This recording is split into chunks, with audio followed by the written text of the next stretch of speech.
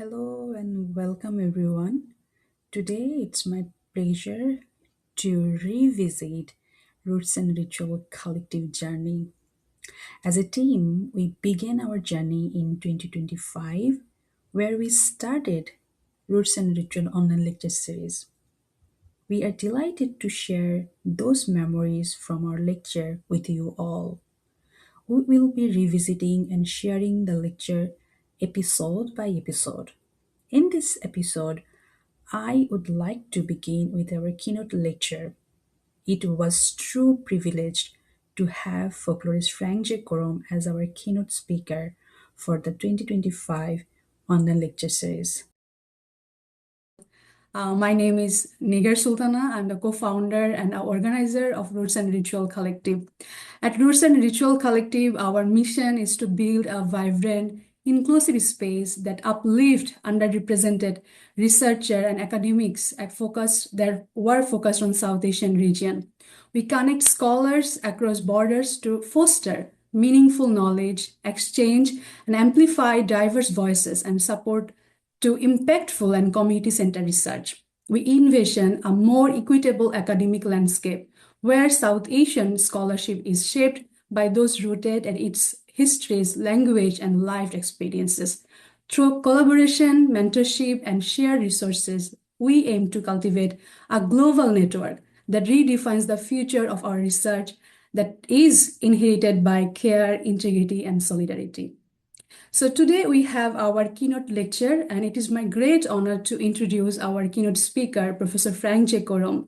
For over 50 years, Professor Korom has been at the forefront of South Asian folklore studies. Professor Frank J. Korom is an emeritus professor of anthropology and religion at Boston University. He is also an affiliated faculty member of Harvard University's program on folklore and mythology.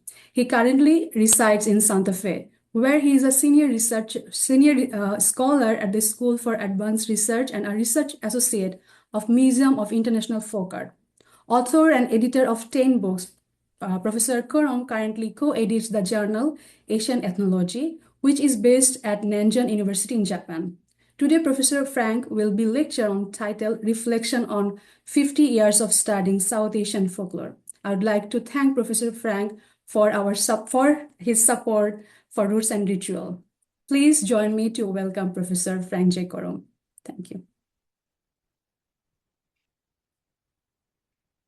Okay, thank you. So I guess I'll just begin then. First of all, I wanted to thank the organizers, especially Sultana, for inviting me. I was a little bit reluctant to accept at first because I felt like I didn't have much to say, but in the end, I decided that perhaps I could make a meaningful contribution. But as the title of my talk for today suggests, it's going to be more sort of autobiographical than theoretical or academic, but maybe by way of providing a personal experience narrative to cite one genre of folklore studies. Perhaps that in itself could be some kind of contribution. Actually, some years ago, I brought out this co-edited volume, and I wrote the introduction for it. And there I kind of laid out sort of in a very abbreviated fashion, kind of the history of South Asian folklore studies. But I think I'll talk a little bit more about that today and elaborate upon it. And I think, a more definitive history of South Asian folklore studies needs to be written at some point. Of course, there were two Bangladeshi scholars actually who were students of Richard Dorson back in the 1960s, Ashraf Siddiqui and Mazharul Islam, both of whom wrote their doctoral dissertations on the history of South Asian folklore. Islam's was on the folk tale in particular, and he focused on the colonial period, and then Siddiqui's was more focused on Greater Bengal, but both of them were writing, in the same way that Richard Dorson wrote as a historian of folklore. But they're primarily descriptive in nature, so there wasn't a whole lot of theory there. In any case, so let me just begin by briefly giving you a little bit of background about me. And I think it was my own personal experience, my own history, that led me to the study of folklore ultimately. So I think it's a good place to begin.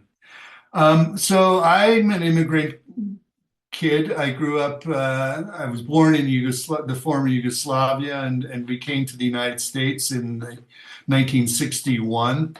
And so I was considered by the people around me as being one of the folk, the people that folklorists used to study back in the 19th century and early 20th century and so on.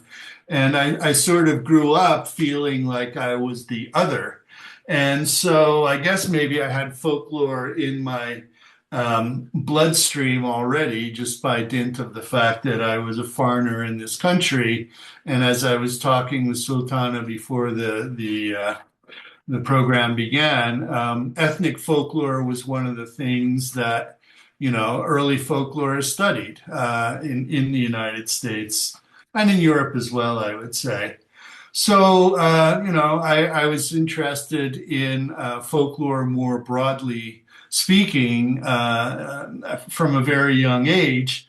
But then being a child of the 60s, that was the time when South Asian spirituality became an important part of the counterculture in the United States. Um, for those of you who don't know, in the middle of the 1960s, the Asian Immigration Act was revised to allow more people from South Asia to come to the United States, well, from Asia in general. So people from Japan, China, and elsewhere as well. But that was the period when, Hinduism and Buddhism and Sufism to a certain degree started having more of an impact on the counterculture as people were turning away from their own, heritage and turning east, as Harvey Cox once said in his famous book by that title. And so that drew me and a lot of people of my generation into the study of South Asia.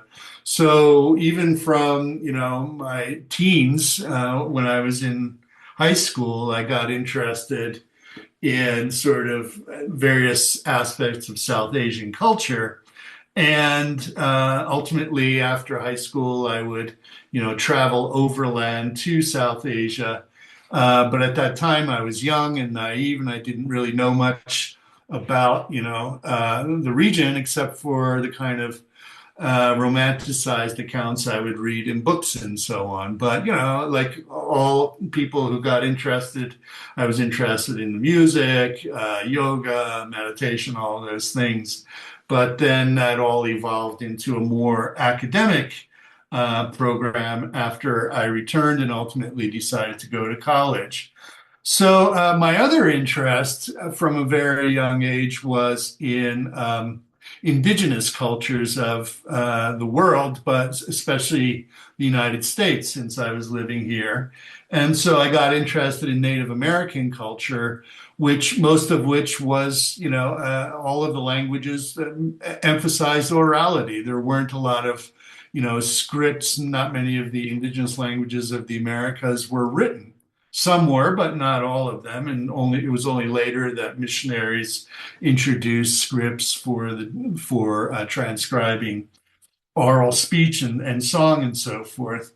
So that kind of conditioned my interest in folklore early on as well.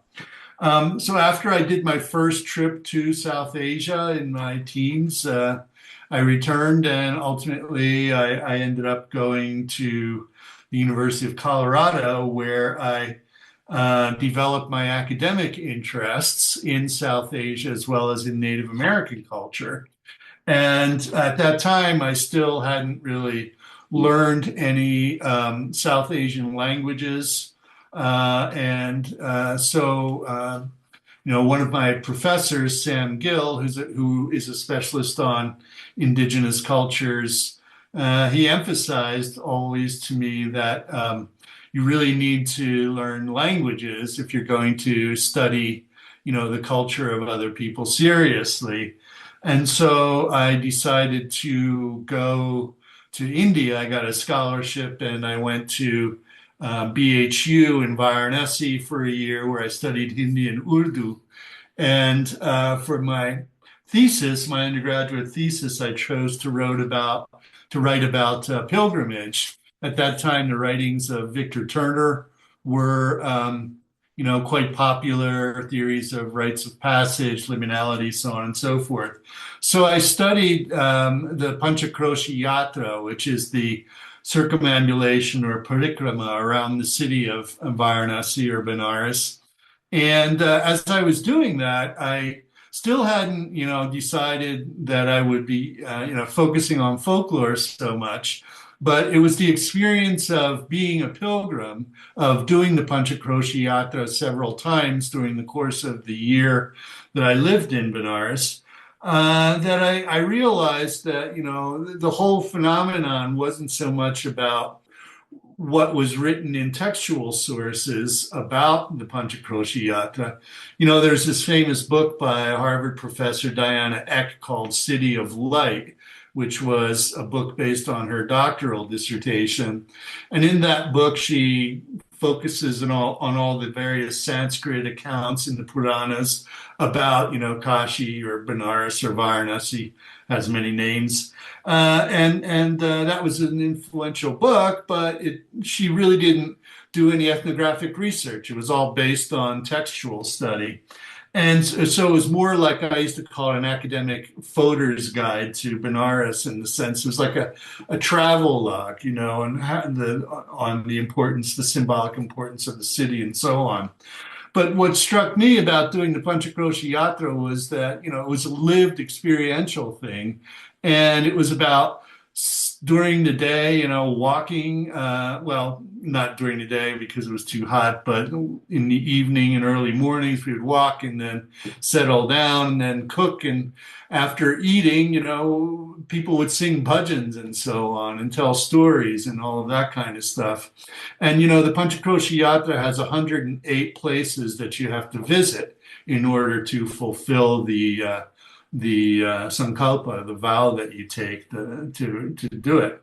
And so to get the benefits of it, the spiritual benefits of it, the auspiciousness, one had to visit all these shrines, 108 of them. And each one had, a body of lore about why this place is important and so on. And there were oral storytellers and bards who would speak or sing the narrative about a particular place. These are called Mahatmyas in the literature. And so these oral texts, some of them were written down too.